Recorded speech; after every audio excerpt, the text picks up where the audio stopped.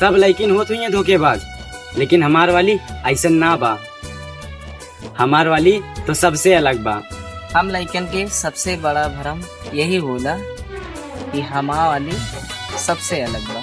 ठीक है, अगर तोके भरोसा ना बा तो फोन लगा के चेक कैला। ठीक बा, आज हमहू देखी तोर प्यार कितना सच्चा बा।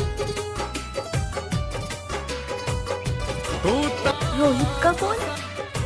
का बात बा रोहित, इतने दिन बाद फोन केला? हम सुननी तो रिश्ता होता और सुननी को लोग दहेज भी ना ली। हाँ कर ले शादी, नेक्स्ट दिन तो करे के बा शादी। और फिर रोहन के का, ये तो उसे प्यार करत रहे। यार रोहन के का, रोहन के हम रोई धोई के बनाए ले, उ मान जाइए। दोसरा केहू के फुलवारी में बाड़ी जाके खिले के तैयारी में।